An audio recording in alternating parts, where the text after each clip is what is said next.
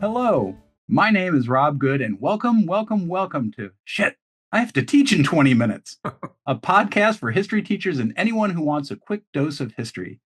In each episode, my colleague Eric Hahn and I interview a historian about their scholarship, asking them to identify the most important concepts they think teachers should share with their students about the topic for the day. We also include a free lesson plan, sometimes two, that can be downloaded from the episode notes linked to this podcast. Eric, what are we learning about today? What are we learning about, Rob? May we? Have you learned anything in all the time that I've known you? I know that you have. Well, today it really will be we, because we'll be learning about the topic of African decolonization, an important part of teaching our survey courses in world history. Or if you're lucky enough to teach African history specifically in high school, you're in for a real treat. Well, I know I'm in for a treat, and I'm always learning, especially when we do world history, because I was a predominantly American history teacher. So, who is our guest for today? Well, the more I learn about the biography and publications of our guest historian today, the more impressed I become. He has authored about a dozen books and many, many more articles associated with African history, including, but not limited to, United States and African Relations, 1400 to the present, New Haven, Yale University Press, in 2020, and African History, co-edited with Chima Correa, Iowa University Readers Incorporated from 2010. Please give a warm welcome to our guest, none other than Dr. Raphael Njoku from Idaho State University. Thank you for having me. Thank you. Thank you for joining us. Raphael, what would you say, and I know this must be a really difficult challenge given the scope and the breadth of African history. What are the most important concepts teachers should consider when discussing the decolonization in Africa? Yes, decolonization is loaded in terms of history, meaning, and the process of decolonization.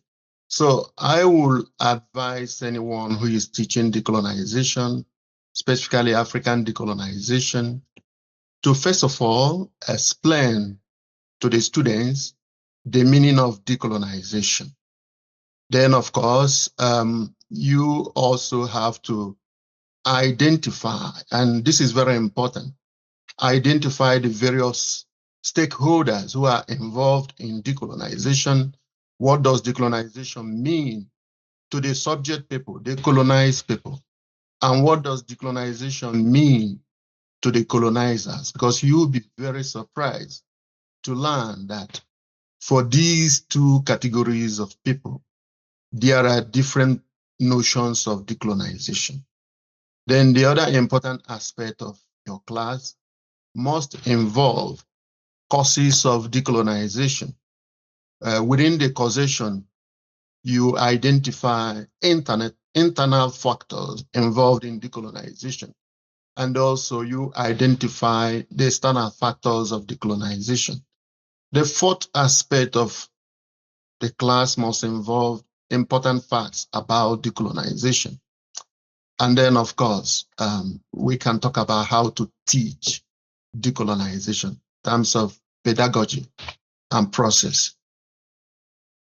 That's a good place to break here to ask, what do you say to your students about defining decolonization? And then you also mentioned the process. What's the process of decolonization, that causation you mentioned? I'm fascinated by that.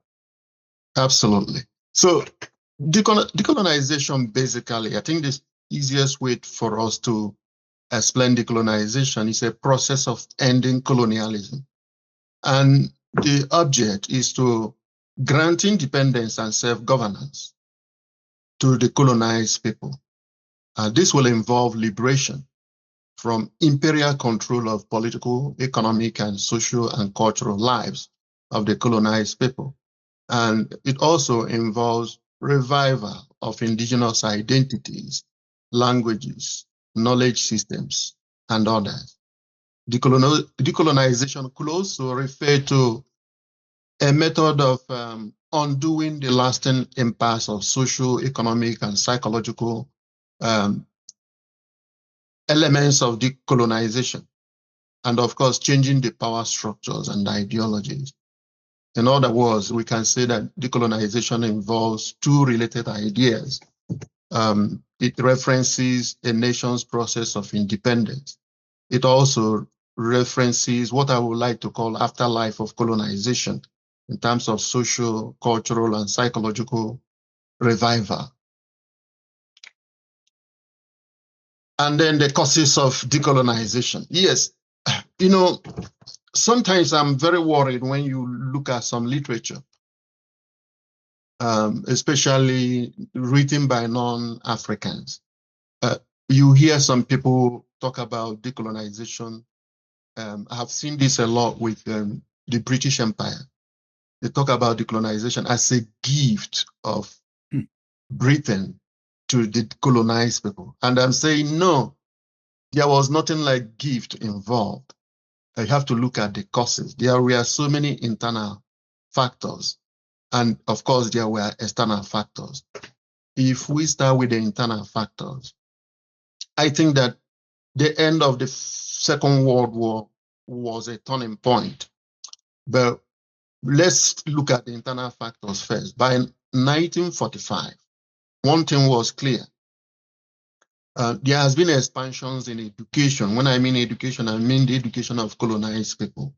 In as much as the colonial powers deliberately refused to expand education in Africa because there were no universities.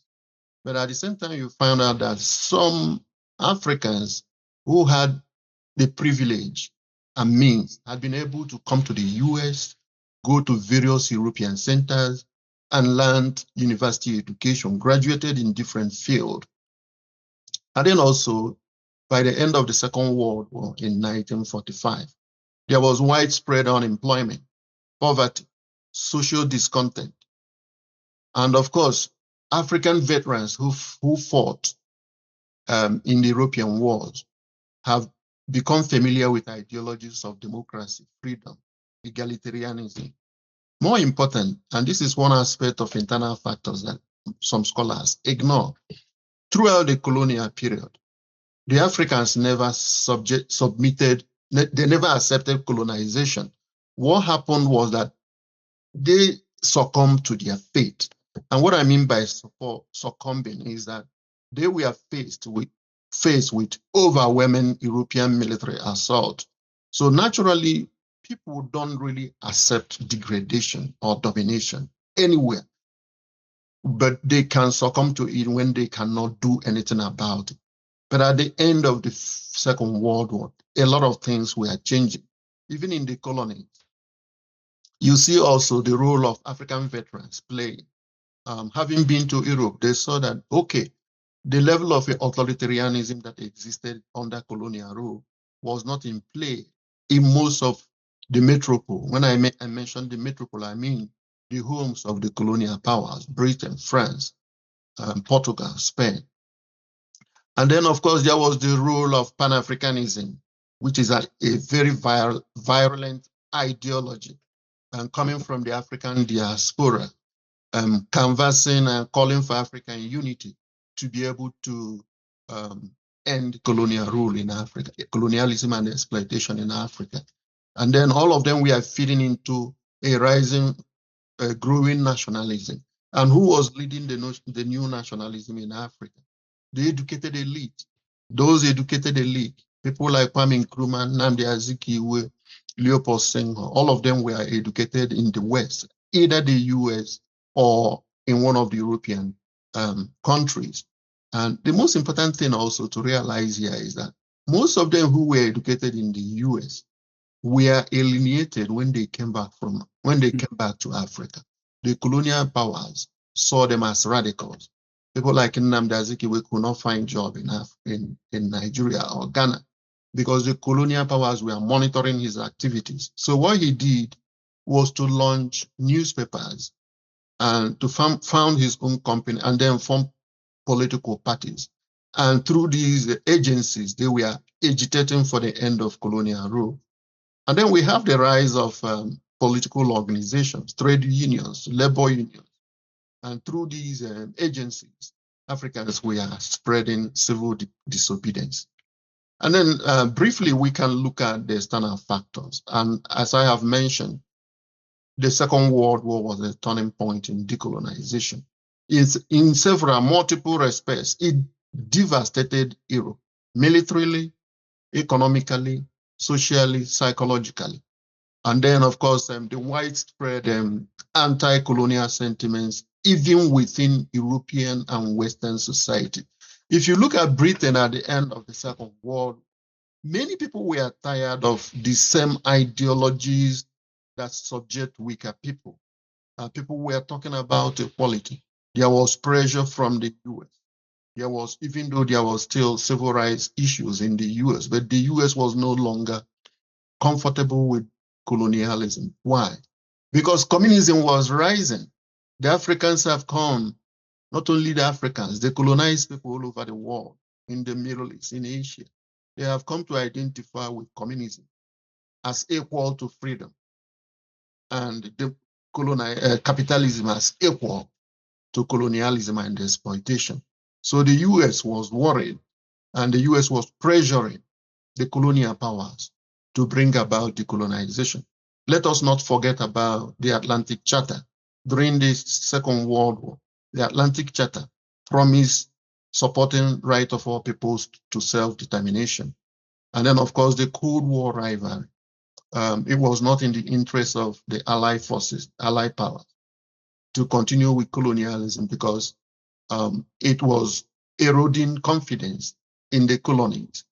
And the new, the educated elite, the nationalists, were against colonialism. So somehow or the other, all these forces joined with women's movement, civil rights movement around the world, the campaign for human rights, then a rise of non-allied movement, the rise of democratic ideologies and communist alignment.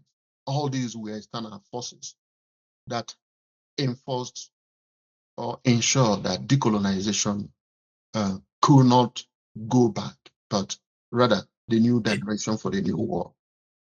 It's so all of these internal and external factors, the complexity of decolonization. Thank you for that. I mean, comprehensive look at all the pieces that are fitting in there. And I was also struck by the need to decolonize the historiography of decolonization as well. You had mentioned, being sort of suspicious of non-Africans writing about what was happening. So I appreciate that too.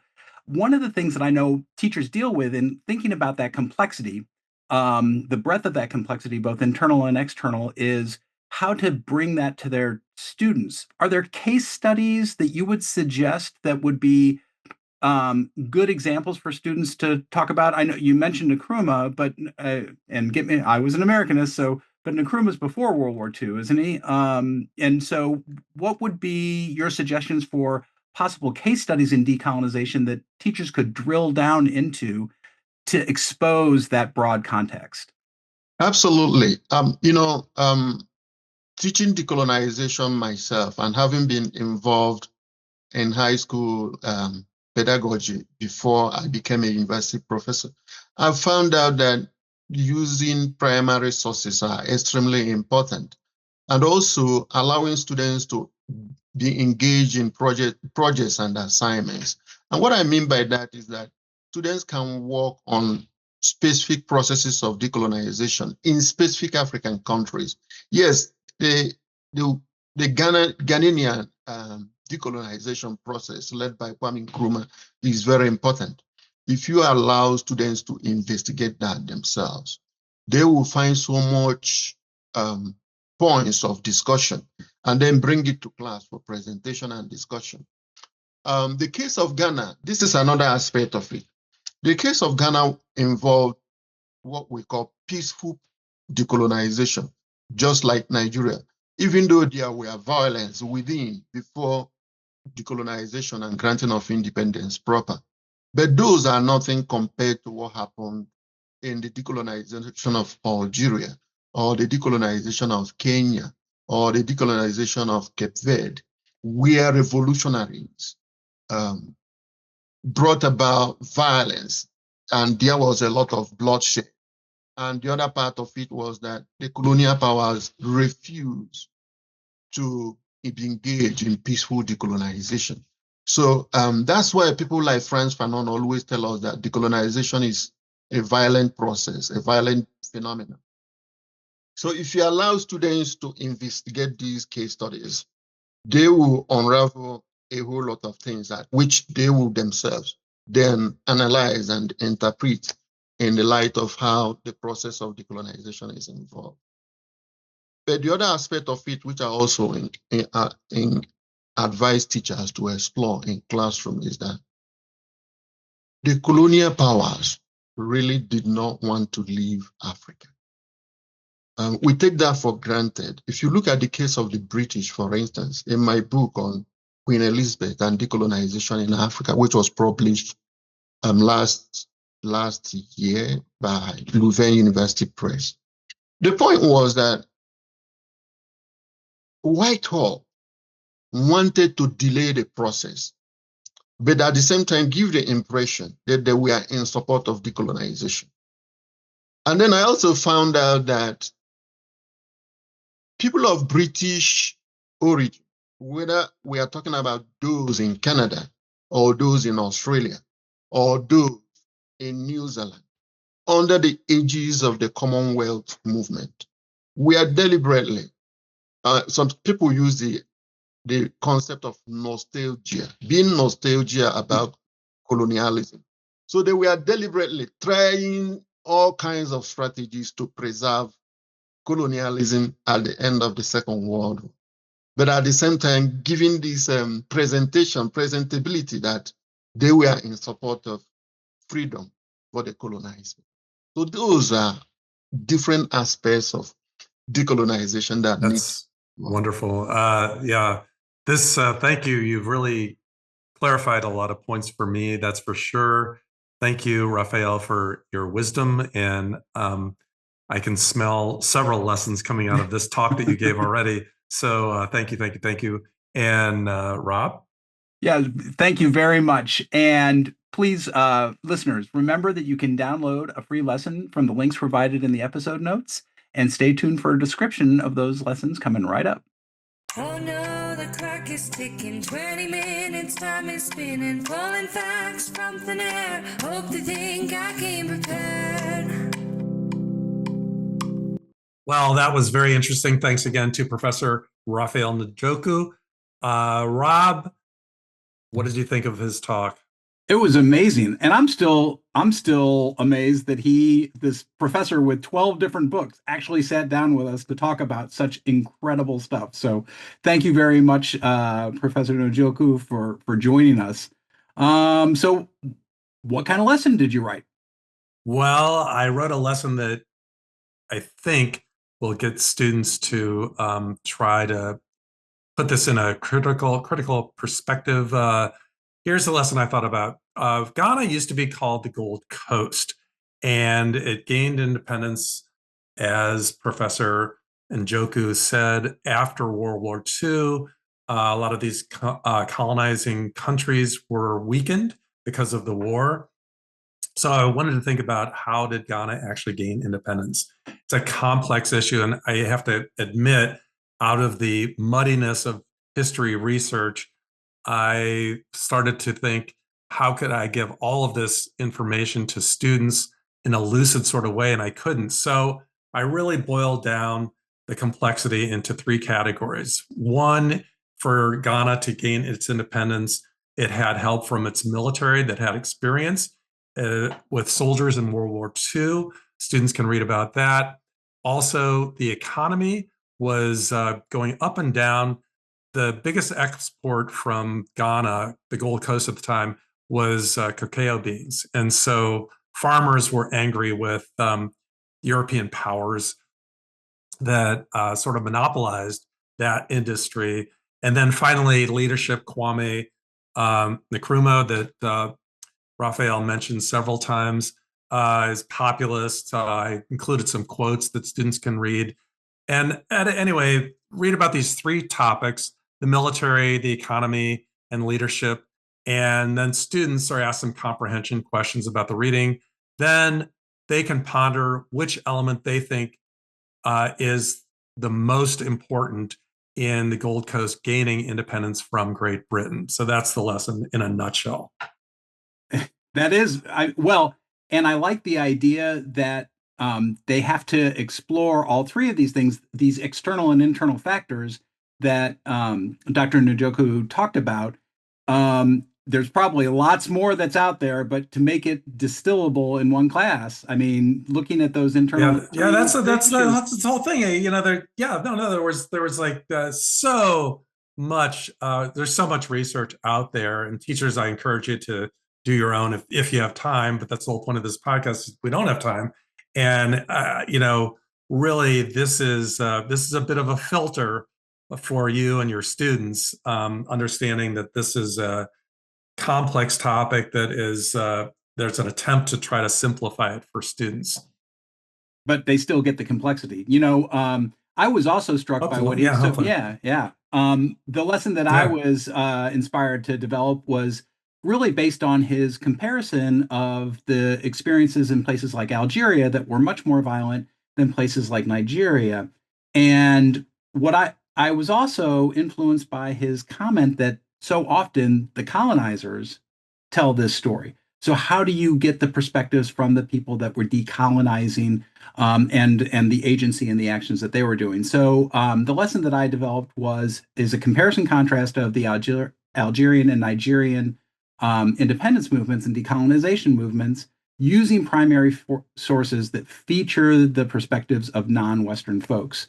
So for Nigeria, it's the first speech by Abu Bakar Tafawa Balewa. I probably butchered that, but you did. Yeah. Okay, thanks please. Yeah. Who was the first prime minister of Nigeria, and it's his first speech in the UN in 1960. Also in 1960, there was a debate over the Algerian question. I couldn't find the actual Algerian speaker because Algeria was not in the UN at that point. But the speakers from Cuba and Lebanon, who are non-Western and oppositional to a lot of what's happening in the West, speak on Algeria's behalf. And so you get to see both of the tone of the documents. The tone is a lot different, and also the content. Students will then hypothesize what do they think might be the internal and external factors that led to that difference. And then they check that hypothesis with a short reading that's available on OER about decolonization of four nations that include Algeria and Nigeria. Also, Vietnam and India are included in that short reading. So it may be an opportunity to look at African decolonization and then say there's this broader movement that's going on. So that was the lesson that I developed. Really nice, great comparison lesson. Get students to think about contrast too in between Nigeria and Algeria. Great job, Rob. And thank you for listening. And remember, you can download your free lesson from the link provided in the episode notes. Don't forget to tell your friends about this podcast. If you don't have any friends, just tell some new people. You'll make new friends. It's really great. And please be sure to follow us wherever you get your podcasts on Instagram and YouTube. Well, and speaking of friends, we want to know what friends we have out there. So please reach out to us with feedback. In the episode notes, you should be able to hit a link at the very top that'll send us a text. You can also email any questions, suggestions, observations, feedback that you have to our email at historyin20, all spelled out, historyin20@gmail.com, because we'd love to hear from you and give you a shout out the next time we're recording an episode. Yeah. Thanks for joining us today. Non-violently hit that link. And on that note, we will close.